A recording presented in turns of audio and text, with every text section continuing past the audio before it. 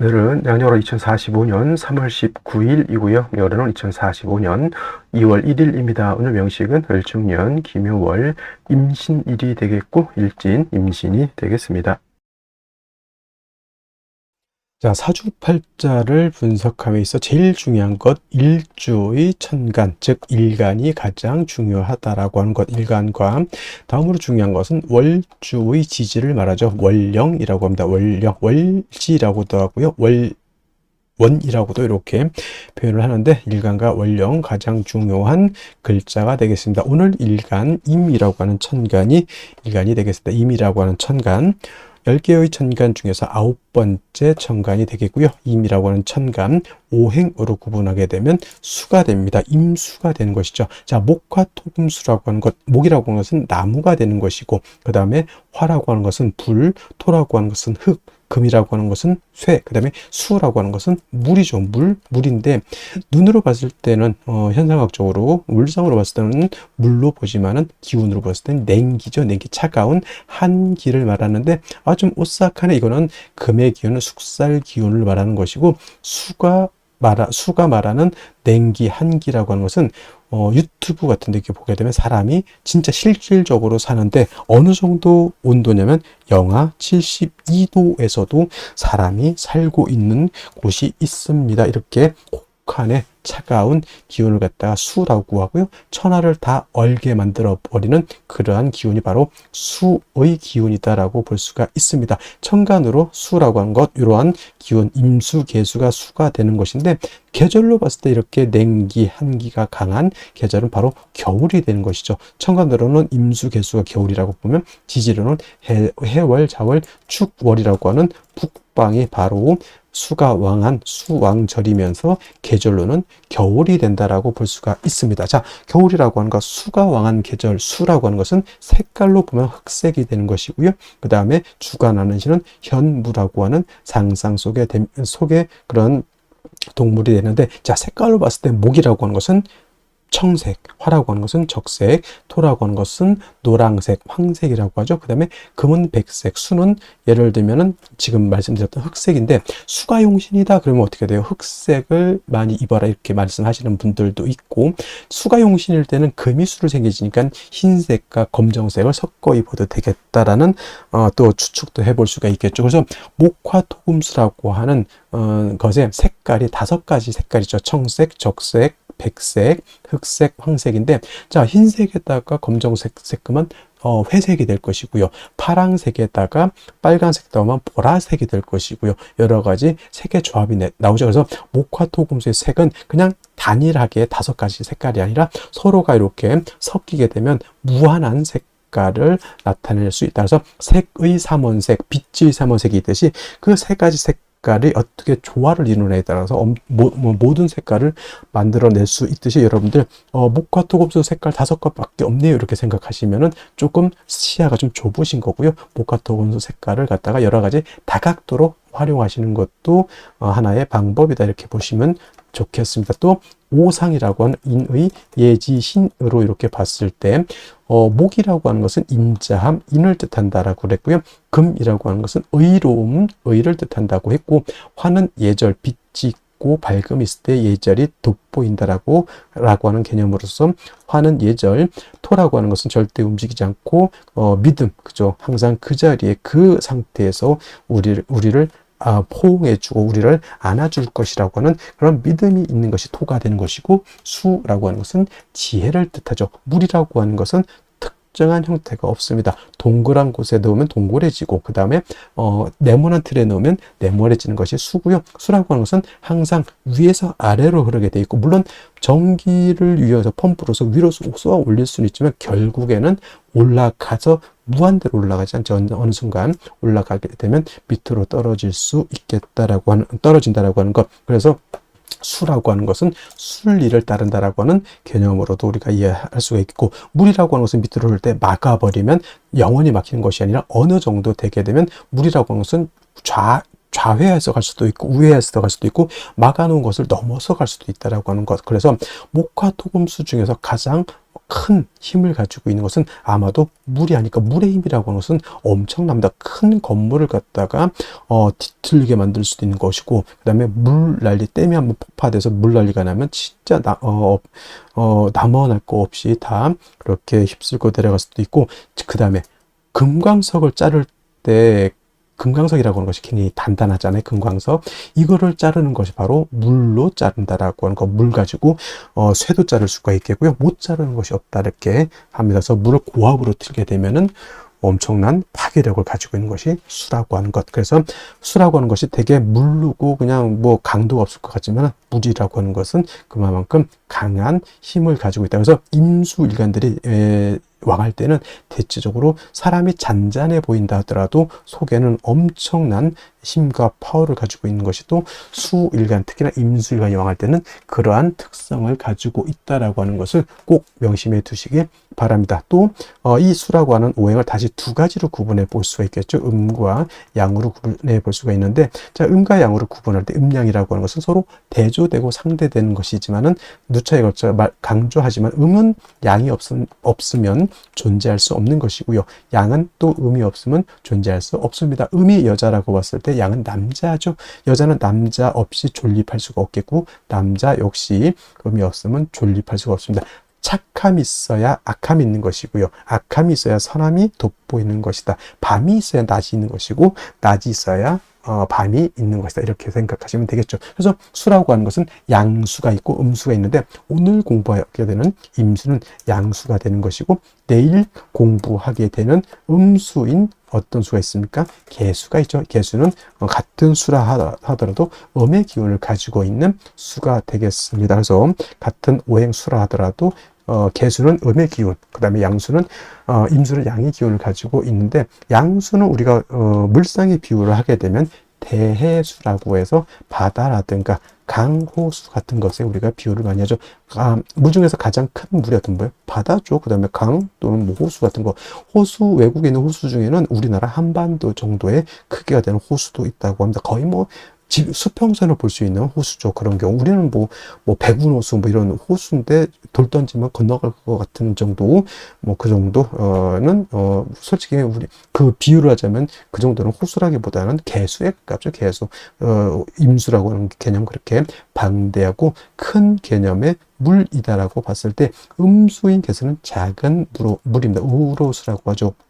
하늘에서 내리는 비라든가 이슬 같은 개념, 옹달샘 같은 개념으로도 볼 수가 있겠고, 사람이 먹을 수 있는 음용수 같은 개념, 그 다음에 하늘에 치성을 드릴 때 쓰는 정화수 같은 개념, 캐톨릭에서 뭐 할 때 쓰는 성수 같은 개념으로 볼 수가 있습니다. 그래서 개수라고 하는 것은 작고 맑고 깨끗한 물이다라고 봤을 때, 그렇다고 임수가 더럽냐? 그런 건 아니고요.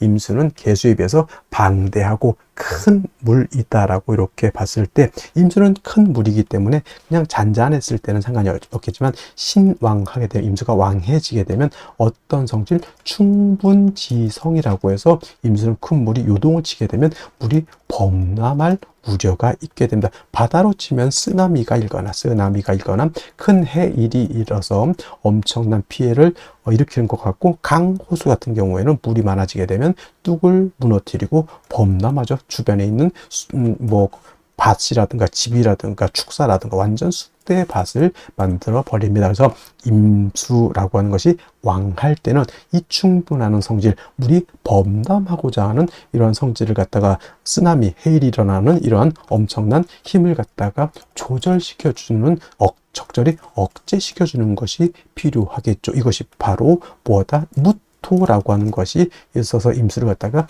제방해야 된다라고 이렇게 설명을 하는 겁니다. 제가 무토, 기토 설명할 때 무토는 어떤 토? 건토라고 했고요. 기토는 습토라고 해서, 금을 생할 때, 토생 금을 할 때는 습토인 기토라든가 지지로 진토라든가 술토 가지고 금을 생할 수 있지만, 임수라고 하는 큰 대해수를 갖다 제방할 때는 습토인 기토로는 임수를 제방할 수가 없다. 그래서 양토인 무토, 건토인 무토로서 제방해야 되는 것이고, 기토는 작은 스잎, 물에 젖은 모래가기 때문에 만약에 임수가 기토를 보게 되면 오히려 기토가 임수를 갖다 탁하게 만든다고 해서 기토 탁 임이라고 임수를 갖다 제방을 해야 되는데 물을 더럽히게 흙탕물을 만들어 버리는 그러한 경우, 예를 들면 한강을 막겠다고 삽자를 가지고 아무리 모래 갖다 뿌려 본들 그 왕한 물에 의해서 모래가 다 쓸려 내려가죠. 물만 더럽혀진다라고 하는 것이 바로 이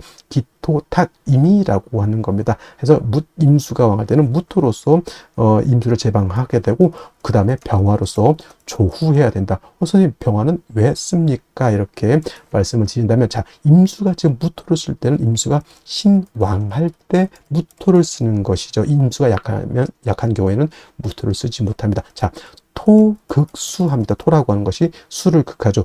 왕한 임수를 무토가 극한다라고 하는 개념은 파극해서 없앤다는 것이 아니라 제방해서 임수의 용도를 만들어준다. 쉽게 말하면 소양강 댐을 만들어서, 댐이 무토가 되겠죠. 그 소양강이라고 하는 물을 가둬서 공업용수, 농업용수, 생활용수로 쓸 수 있게 만들어주는 것이 바로 이 무토인데, 임수가 왕할 때는 토극수하는 것이라 자칫 수다.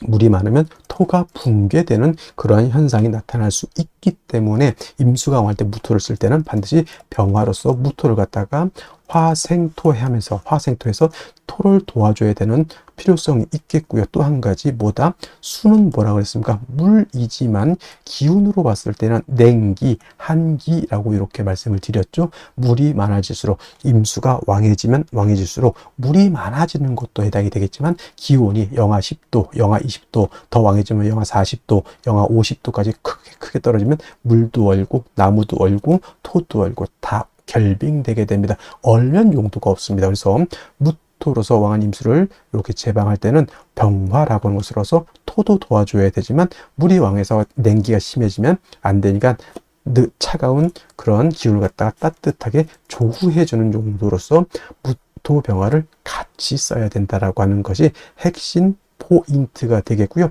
반대로 임수라고 하는 것이 아무리 대수라 하더라도 항상 왕할 수는 없죠. 임수일간이 예를 들어서 4월, 5월, 미월, 진술, 축월 같은 때 태어나거나 인월, 묘월 같은 때 이렇게 태어나게 되면 써드릴까요? 4, 5월, 그 다음에 진술, 축, 묘월은 토가 왕한 계절이니 진술, 축, 미월 같은 경우, 그 다음에 인월은 모광절, 묘월도 모광절, 인묘월 같은 데 태어났을 때는 임수일간이 신약이 되죠. 이런 경우 자칫 무토를 쓰게 되면 극설교집이 되거나 해서 임수가 진짜 그때는 파극을 당해서 임수를 못 쓰게 되는 그런 현상이 나타나기 때문에, 이러한 경우에는 무토를 쓰는 것이 아니라 인성인 금으로서 금생수 해 주어서 임수의 근원, 수원을 마련해 주는 것이 필요하겠다. 그래서 임수는 왕하면 무토병을 쓰고, 임수가 일간이 약하면 금을 쓴다 정도 이렇게 기억해 두시고, 나머지 글자들은 그때 필요에 의해서 쓸 수도 있고 안 쓸 수도 있지만은, 임수는 왕하면 무토병화, 약하면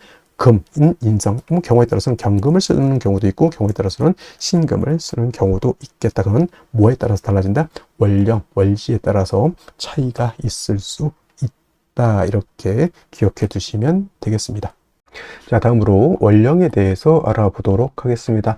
월령이라고도 하고, 월지라고도 하고, 월원이라고도 하고, 어떤 분은 제강이라고 하는 표현도 쓰는데, 어차피 다 같은 말입니다. 월령, 월지, 월원이라고 하는 것은 월주의 지지를 말하는 것이고, 사주 8글자 중에서 일간과 그 다음에 월령을 중시하는 이유는, 월령에는 계절의 개념을 가지고 있다. 춘하, 추동의 개념을 가지고 있다라고 하는 것입니다. 자, 연주의 연지가 있고요. 월주의 월지가 있고, 일주의 일지, 시주의 시지가 이렇게 있게 되는데, 그 중에서도 유독 월주만이 계절의 개념을 가지고 있고, 왕쇠와 한열의 개념을 가지고 있다. 이 사주 중에서 좋은 사주, 나쁜 사주, 좋은 사주는 어떤 것입니까? 물어봤을 때 중화된 사주, 중화사주가 좋다라고 우리가 말씀을 드리는데, 중화된 사주는 뭐가 중화가 되어야 되느냐? 바로 이 왕쇠와 한열이 중화가 되어야 된다. 왕쇠라고 하는 것은 어느 오행이 왕하냐 약하냐를 놓고 보는 것이고,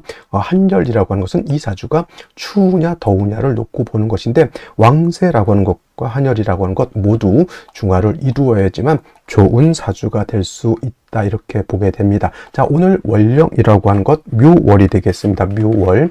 자, 묘월이라고 하는 것 일단 절기 보게 되면 경칩과 춘분으로 이렇게 구분이 되어 있고 춘분도 나름대로 의미는 있지만 중요한 것은 경칩이 되어야지만 인월에서 지금 묘월로 전환이 된다라고 하는 점. 그 다음에 인월과 묘월과 진월은 동방을 나타냅니다. 방향은 동쪽이면서 목이 왕한 모광절이 되는 것이고 계절로는 봄이 된다. 그래서 인월은 초춘이라고 말씀을 드렸고요. 지금 묘월은 중춘이라고 표현을 하고 그 다음에 진월은 모춘 또는 개춘이라고 해서 늦 봄을 말하게 된다. 색깔은 뭐 청색이다. 이거는 기본적으로 이제 알아두셨으면 좋을 것 같고요.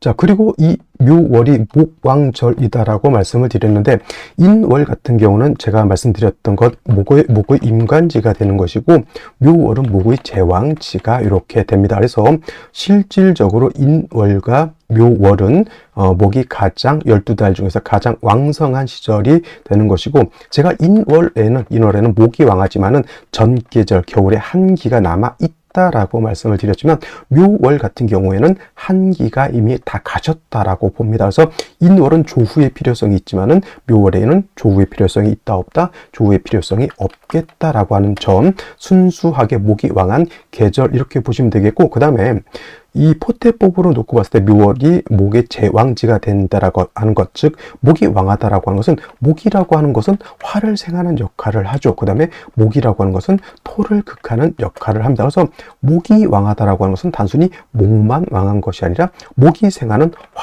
화도 같이 왕해진다라고 보시면 되겠고 그 다음에 목이 왕해지면 왕해질수록 목은 토를 극하게 되기 때문에 토는 약합니다. 인월 또는 묘월에 반대로 또 인월 묘월은 금은 절지태지가 되니까 금도 약하게 되고요. 그 다음에 수는 인묘진의 수는 여기가 병사 묘지가 되기 때문에 토금수는 매우 세력을 크게 잃고 있다 정도 월령만 놓고도 요 정도는 알고 있어줘야 된다라고 하는 점. 그 다음에 또 한 가지 지장간 우리가 알아야 되죠.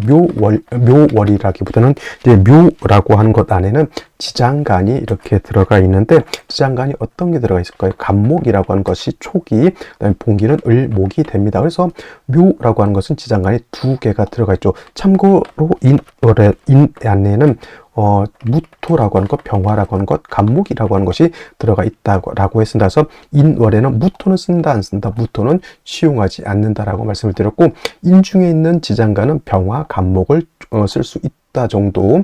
그 다음에 묘 안에는 간목, 을목이지만 묘는 쓸 수 있는 것은 을목을 씁니다. 을목을 쓰는 것이고 간목은 있어도 쓰지 않는다. 선생님 쓴다 안 쓴다 이게 뭔 뜻일까요? 라고 하면 격을 취용할 때나 또는 격을 취용할 때 용신을 취용할 때 이것은 취용하지 않는다는 얘기. 을목만 격을 취용할 때 또는 용신을 취용할 때 인도 마찬가지입니다.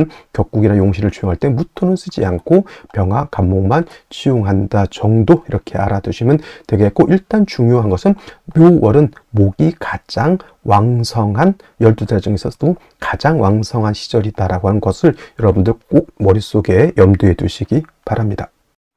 자, 그러면 묘월에 일간 임수가 되어나게 되면 사주를 어떻게 배합하는 것인지 알아보도록 하겠습니다. 자, 일간 임수라고 하는 것은 대해수라고 했죠. 물론 양수죠. 양에 해당되는 수가 되는 것이고 바다 같은 개념, 강, 호수 같은 큰 개념의 물이다라고 했고요.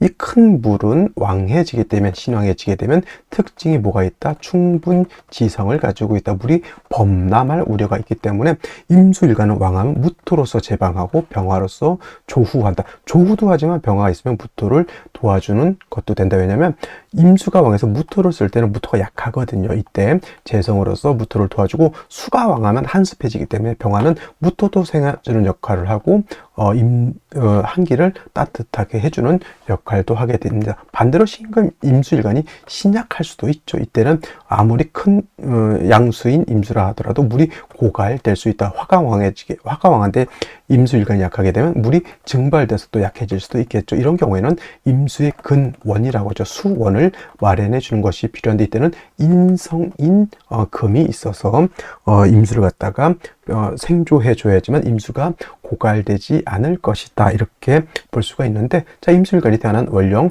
묘월이죠. 묘월은 경집이 되면서 인월에서 묘월로 넘어오게 되고 임묘진 동방으로서 목이 굉장히 왕한 시절이 됩니다. 인월은 목의 임간지가 되고 지금 묘월은 목의 제왕지가 되는 것이니 가장 목이 왕할 때가 언제입니까? 바로 지금 이 묘월이 되는 것이다. 그래서 묘월은 목의 제왕지가 돼서 왕하지만 수는 인월에 여기가 사지가 되죠. 죽을 사자 사지. 굉장히 임술관이 신약하다라고 하는 것. 요거 우스갯소리로 하면 봄에 고로쇠 나무 고로쇠 수액을 채취를 하잖아요. 이때 고로쇠 수액을 봄에 채취하는 이유는 뭐냐면 인묘월에 목이 왕하다 보니까, 목이 왕하다라고 하는 뜻은 물을 그만큼 빨아들이기 때문에 드리는 그러한 힘이 왕한 거죠. 반대로 인묘월의 물의 입장에서, 수의 입장에서는 목이 왕하면 나의 기운이 뺏기는 것과 같습니다. 그래서 묘월의 임수는 일간은 약하고 상관인 목이 굉장히 왕해서 얘가 자꾸 고갈되고 없어지게 되는 겁니다. 그러면 어떻게 돼요? 얘는 도와줘야 되고 얘는 억제시켜주는 것이 필요하죠. 그럼 반드시 뭐가 필요합니까? 금이 있어서 신금을 도와주고 그 다음에 목을 갖다 억제시켜주는 것이 필요하겠죠. 경금이 있어도 되고 신금이 있어도 됩니다만, 이제 경금이 있으면 자꾸 경금이 묘중을목에 을목하고 자꾸 정을 주기 때문에 경금이 임수를 생하려고 하는 마음, 그 다음에 목을 제하려고 하는 마음이 떨어진다라고 해서 이걸 갖다가 이제 경금보다는 신금 있는 것이 좋다 이렇게 보시는 분들도 있지만은 너무 그렇게까지 까다롭게 생각하실 필요는 없겠고요. 경금이든 신금이든 일단은 없는 것보다 있는 것이 낫다 이렇게 생각하시면 되겠고, 신금이 있게 되면은 임수, 경금도 마찬가지입니다. 금이 있게 되면 임수를 생하고 또 금은 목을 갖다가 억제시켜준다. 목을 억제시켜준다라고 하는 뜻은 뭡니까? 이 목이 수의 기운을 뺏어가는 것을 말리는 겁니다. 그래서 신금을 있게 되면은 뭐다? 일신이익의 이로움이 있죠. 일간을 생해주고 왕한 목을 억제시켜주는 역할. 그래서 이제 이 임수 자체가 왕해지는 경우에는 이제 원론적으로 무토를 치용할 수 있게 되는 것이다라고 보시면 되겠습니다. 중요한 것은 묘월에 임수가 태어났다. 인성인 금을 얻는 것이 가장 급선무가 된다. 근데 예를 들면은 금이 아니고 같은 비견 겁재를 얻게 되면은 이것도 물론 이제 임수든 개수든 일간 약하게 되면 내 형제 자매가 나를 도와주는 것과 같지만은 이 비견겁제는 나를 생해주지만 목을 억제시켜주는 것이 아니라 목을 다시 생해주는 역할을 하는 거기 때문에 이렇게 식신상관이 월령일 때는 일간의 특성상 임수는 이렇게 인성 있는 것이 필요합니다. 어저께 설명할 때 경금신금은 약할 때는 비견겁제가 좋다고 하지만 이렇게 임수는 일간의 특성상 이렇게 식상이 왕할 때는 같은 비견겁제보다는 인성인 금을 얻어서 일간을 생하고 목을 억제시켜주는 것이 필요하다. 그 다음에 일간이 생왕해지게 되면 충분한 성질을 드러날 것이니 이때는 무토를 치용할 수 있는데 사주가 어떻게 구성되어 있느냐를 면밀히 살펴서 용신을 어떻게 치용하는지를 살펴보는 것이 필요하겠다. 이렇게 정리할 수가 있겠습니다. 자, 다시 오늘의 명식을 살펴보도록 하겠습니다. 자, 일간, 임수일간이 되겠고요. 임수일간이 태어난 월령은 묘월이 되겠습니다. 항상 사주로 볼 때는 제일 먼저 일간이 어떤 일간이냐, 두 번째로 월령이 어떤 월령이냐를 살펴보시고, 세 번째로는 격국과 용신을 살펴볼 필요가 있겠습니다. 자, 격국이라고 하는 것은 사주의 구성, 사주의 틀을 보는 것으로서 사주 8글자가 어떻게 구성이 돼서 서로 견제와 균형을 어떻게 하고 있느냐를 보는 것이 격국이라고 하면, 용신이라고 하는 개념은 이 사주 8글자 중에서 이 사주를 중화시킬 수 있는 가장 핵심적인 요소를 용신이라고 합니다. 자, 그러면 용신은 무엇을 중화시키는 것일까요? 대표적으로 두 가지를 생각해 볼 수가 있는데 바로 왕세라고 하는 것과 한열이라고 하는 것을 말합니다. 이 왕세와 한열의 중화가 바로 사주 명리학의 핵심이라고 해도 과언이 아닐 정도로 매우 중요한 것이다라고 말씀을 드릴 수가 있는데, 자, 왕세라고 하는 것은 다른 말로 왕상휴수라고도 하고요.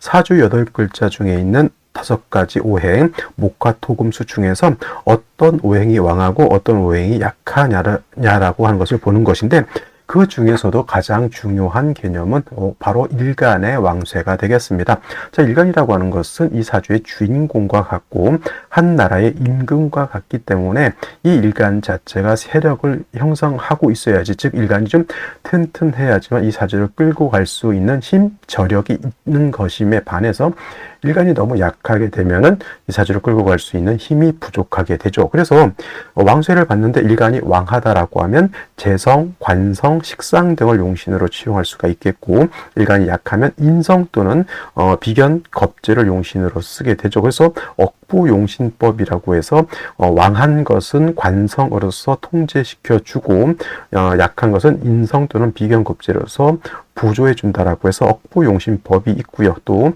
한열이라고 하는 개념, 한난조습이라고도 하는데, 사주라고 하는 것 안에는 시간의 개념과 공간의 개념이 들어가 있습니다. 그래서 사주라고 하는 것도 너무 추워도 안 되고 너무 더워도 안 되고 너무 건조해서도 안 되고 너무 습해서도 안 된다. 이 한난조습 또한 중화를 이루어야지만 사람, 동물, 식물이 살 수 있는 적절한 기후 조건이 될 수 있다라고 하는 것이 바로 한열의 중화가 되겠습니다. 그래서 이 한열에서 나오는 용신 치용법이 바로 조후용신이 되겠습니다. 그래서 용신에는 대표적으로 한 5가지 정도가 대략 있다고 하는데, 그 중에서 억부용신과 조후용신이 양대 축이 된다라고 볼 수가 있겠습니다. 자, 이 격국과 용신도 결국은 일간과 월령이라고 하는 토대 위에서 살펴볼 수가 있는데, 자, 오늘 일간 임수라고 하는 것은 양수가 될 것이고요. 월지는 묘목은 음목이 되겠습니다. 양대 음의 관계가 성립이 되고 수와 목의 관계는 수생목의 관계가 되겠습니다. 일간인 임수인 내가 생하는 것이고 아생자라고 표현하면서 이거는 바로 식상이 되겠습니다. 식상이라고 하는 것은 내가 생하는 것이니까 자식 같은 개념으로도 볼 수 있죠. 그래서 여명의 경우에는 자식을 식상으로 보기도 하고, 참고로 남자는 자식을 관성으로 본다라고 하는 점까지 이해해 주시면 좋을 것 같고요. 그다음 식상은 내가 생하는 것이기 때문에 나의 아랫사람 같은 개념으로도 볼 수가 있겠고, 나의 부하 직원으로도 볼 수가 있겠습니다. 나의 창작물 같은 걸로도 볼 수가 있겠죠. 창작물, 나의 언행과도 같은 것이다. 내가 가지고 있는 어떤 사상이라든가 이념을 겉으로 표출하는 것도 해당이 될 수가 있다라고 보는 겁니다. 그래서 식상이라고 하는 것은 내가 겉으로 표출하는 것이기 때문에 일간도 왕하고 식상이 왕한 사람들은 대체적으로 총명달사라고 해서 굉장히 머리가 총명하고 시류로 볼 수 있는 안목이 뛰어난 사람들이 많다라고 합니다. 세상을 바꿀 수 있는 총명한 머리가 대체적으로 또 식신격이나 상관격이 많은 것도 그러한 이유가 되는데, 식상이라고 하는 것은 내가 발산하는 것이기 때문에 식상이 왕하고 일간이 약하게 되면 이때는 설기태과가 되는 것이기 때문에 이때는 언행이 일치가 되지 않는 사람이 될 수가 있어요. 그래서 식상이 있는 사람들은 반드시 인비의 조력을 얻어서 일간을 좀 튼튼하게 만들어줄 필요가 있다, 이렇게 보시면 좋을 것 같고요. 그 다음에 식상이라고 하는 것 다시 2가지로 식신과 상관으로 구분해 볼 수 있는데, 식신이라고 하는 것은 일간과 식상과의 관계가 양대 양의 관계 또는 음대 음의 관계가 성립이 돼서 음양의 조화가 맞지 않으면 식신이라고 하고요. 상관이라고 하는 것은 일간과 식상과의 관계가 오늘처럼 이렇게 양대 음의 관계가 성립이 되거나 또는 반대로 음대 양의 관계가 성립이 돼서 음양의 조화가 맞으면 이건 상관이라고 합니다. 그래서 임수가 묘월에 태어나게 되면 양수가 음목을 받기 때문에 상관격이 된다. 근데 이거는 묘월은 목왕절임에 반해서 수는 여기가 어떻게 됩니까? 사지가 되기 때문에 일간은 약하다라고 볼 수 있죠. 그래서 진상관 격이라고 표현을 합니다. 진짜가 붙었다라고 하는 뜻은 일간이 약하고 상관이 왕하다라고 하는 개념으로 보시면 되겠고, 일간이 임수이고 상관이 목이기 때문에 수목, 진, 상관, 격이라고도 표현하는데, 중요한 건 일간이 약하고 상관이 왕하기 때문에 설기태과 또는 설기과다한 사주 구조가 된다. 반드시 인성 또는 비견겁제가 있어서 일간을 도와줘야 되는데, 이때 인성이 좋을지 비견이 좋을지는 한번 살펴볼 필요가 있겠습니다.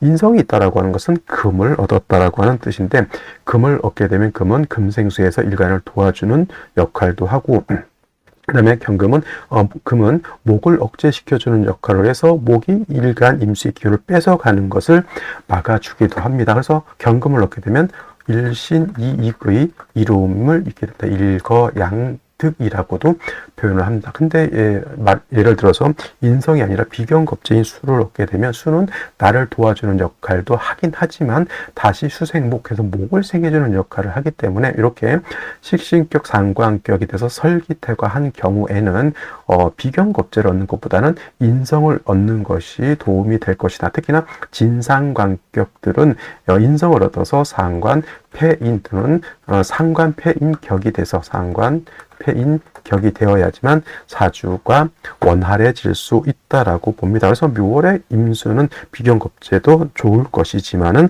인성을 얻어서 일간을 돕고 왕한 목을 갖다 억제시켜주는 것이 좋습니다. 물론 지지로 해자수 등이 있어서 일간 임수가 뿌리를 튼튼하게 얻는 것도 중요하겠죠. 그리고 묘월의 임수가 금의 생주를 얻고 또 금수가 많아져서 일간 임수가 많아지는 경우에는 이때는 묘월이라 하더라도 무토로서 제방할 수 있겠지만, 만약에 그렇지 않고 임수가 충분하게 왕하지 않은 경우에는 무토를 치용하는 것은 상황에 따라서 참작해서 쓸 필요가 있다, 이렇게 보시면 되겠고, 금수가 많아서 한습해지면 병화로서 조후할 필요성도 있게 된다라고 하는 점 꼭 기억해 두시기 바랍니다. 자, 먼저 연간 보도록 하겠습니다. 을목이 천간에 투출되어 있습니다. 이 을목, 묘 중에 있는 본기 을목이 천간에 투출되어 있는 것이죠. 임수가 묘월에 태어나게 되면 상관격, 수목, 진상관격이 된다라고 말씀을 드렸는데, 이렇게 묘 중에 본기가 천간에 투출하게 되면 상관인 목이 더욱더 왕해지게 되는 것이고, 상대적으로 목이 왕해지게 되면 수는 더욱더 약해지게 된다. 따라서 인성이라든가 비견겁제가 있어서 일간을 돕지 못한다고 하면 임수가 고갈돼서 어떻다? 말라버릴 수밖에 없다, 이렇게 보시면 되겠고요. 연지에 축토가 있습니다. 이 축토라고 하는 건 물론 관성이죠. 정관이 되겠습니다. 그래서 원래 토라고 하는 것은 수를 극한다라고만 하실 수도 있겠지만, 축토는 저는 습토이고 저 개수가 암장되어 있기 때문에 토국수 하지만은 그래도 임수가 축에 뭘 할 수 있다? 미약하나마 통근할 수 있다. 그래서 뿌리를 얻긴 얻었습니다만은 그래도 임수가 약한 것은 어쩔 수 없겠고요.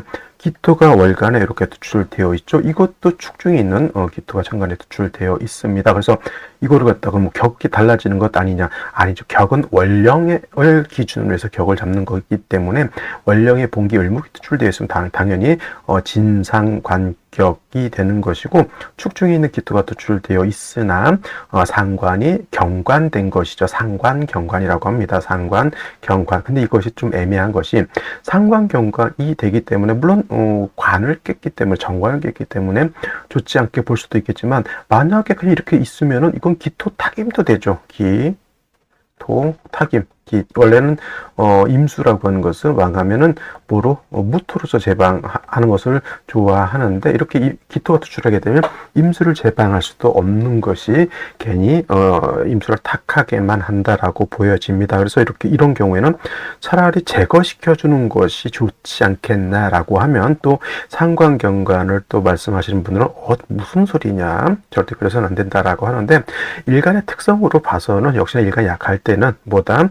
이렇게 토가 있는 것도 좋은 것이 아니고 상관이 있는 것도 좋은 것은 아닙니다. 이렇게 약할 때는 오히려 이거는 교집이 되는 거기 때문에 기토탁임도 문제가 되는 것이고 상관경관도 문제가 된다라고 이렇게 볼 수 있지만 일간이 약하기 때문에 무엇도 좋은 것은 아닌 것이라고 말씀을 드릴 수가 있는데 일지에서 다행히 신금을 얻었습니다. 편인이 되겠습니다. 이 편인은 임수가 신의 뿌리를 둘 수 있고 그 다음에 경금, 신중에 있는 경금으로서 생을 할 수 있다. 이 정도가 되면은 토와 신의 뿌리를 둔 임수이기 때문에 이거는 그렇게까지 신약한 것은 아니다. 불약 또는 그래도 나름대로 근력은 가지고 있다. 이렇게 볼 수가 있겠죠. 이건 생시에 따라서 기룡이 좀 확연하게 좀 차이가 나지 않을까라는 생각이 듭니다. 그러면 생시를 보면서 설명드리도록 하겠습니다. 자, 오늘 중에서 일단 생시를 볼 때 오늘 중에서 이제 택해서는 안 되는 생시 중에 하나가 바로 임인시가 되겠습니다. 본시 묘월의 임수가 약해야 되는데 신금을 얻었기 때문에 축토는 큰 의미가 없습니다. 뿌리를 둔다 하더라도 신금이 없었을 때는 당연히 축이 의미가 있겠지만 신금이 있을 때는 축은 큰 의미는 없다라는 생각이 드는데 이 임수가 묘월에 태어나서 신약한데 이 신금을 봄으로 인해서 임수자다 그래도 불약 약하지는 않다 이렇게 보게 되는데 임인시가 되는 순간 인신충이 되겠습니다. 인신충이 되는 순간 신금, 일지에는 신금, 용신이라고 봐도 될 만한 신금이 충파가 돼서 깨져 버리다 그러면 임수의 뿌리가 어떻게 되죠? 댕강 날아가 버렸다라는 것이 됩니다. 그래서 임인시는 선택해서는 안 되고, 자, 경자시라고 하는 생시가 있죠. 이거는 신금하고 자수하고 보다 신자, 원래는 신자진 수국이죠. 삼합을 말하는 것인데, 진이 없어도 준삼합으로서 신자 합이 될 수 있습니다. 이거는 양인도도 녹도 장생초도 좀 신축의 뿌리를 둔 경금도 천간에 이거는 오히려 신약이 아니라 신강사주가 되어 있다. 이런 경우에는 무토로서 제방할 수 있는 그런 여건이 된다. 그러니까 원국에는 무토가 없으니까 기토를 채용하려고 하는데 을목에 있어 날아가 버렸다. 그래서 이거는 운이라도 목화운으로 가서 화가 한 점도 없잖아요. 그래서 이제 목화운으로 가는 것이 필요한 사주라고 보여지고요. 그다음에 신해시 역시 자수는 아니라 하더라도 녹을 얻었고요. 신금이 투출해서 역시나 구조는 경자시와 마찬가지로 임수를 생해주고 있습니다. 이것도 마찬가지로 화가 없다. 이것도 마찬가지로 무토로서 제방하고 병화로서 조후하는 그런 구조로 가는 것이 좋은데 원국에 무토가 없기 때문에 운이라도 목화운으로 가는 것이 바람직하다라는 생각이 들고요. 신축시도 마찬가지로 신약이 아닙니다. 신금에 축도 두 개가 습토라고 말씀을 드렸죠. 신금이 투출해서 임수를 생하고 있습니다. 아쉬운 점은 뭐예요? 화가 없어서 사주가 음습해져 있다라고 하는 것이 단점으로 보여집니다. 그래서 이것도 목화운으로 가는 것이 좋을 것이고 계묘시는 화도 없고 이것도 아니고 저것도 아니고 굳이 선택해봤자 도움이 되지 않는 그런 생시라고 보여지고요. 갑진 같은 경우에는 묘월에 을목 간목이 투출되어 있기 때문에 역시나 목이 굉장히 왕해지는 것은 어쩔 수 없죠. 신금을 용신으로 해서 임수를 생해주는 것으로 봐야 되고요. 역시나 화가 없어서 사주가 음습하기 때문에 이것도 오는 목화운으로 가는 것이 좋을 것이다. 병오시 같은 경우에는 을사시는 사신합수가 되는 거니까 당연히 이것도 금수운으로 목화운으로 가야 되는 것이고 병오시가 되게 되면 이제 오해 뿌리를 든 편제 병화가 천간에 투출되어 있습니다. 이 병화가 기토를 아무리 생활라 하더라도 묘월의 을목이 기토를 지했기 때문에 큰 의미는 없다 하더라도 일단은 화를 얻었잖아요. 그래서 이런 경우에는 만약에 오늘 중에서 아들이 태어나야 된다라고 하면 금수운으로 운이 가기 때문에 화를 좀 얻는 것이 바람직하겠다. 그렇다고 하면 그럼 여자는 안 좋습니까? 라고 봤을 때 이렇게가 화운이잖아요. 나머지 금수운이기 때문에 요 화운 때 신사 이무 개미 금수가 천간에 있기 때문에 여자도 병오시가 나쁘지 않다 이렇게 보여집니다. 오히려 그냥 어줍잖이는 생시보다는 차라리 남녀 불문하고 병오시를 얻는다라고 하면 제가 봤을 때는 가장 이상적이지 않을까.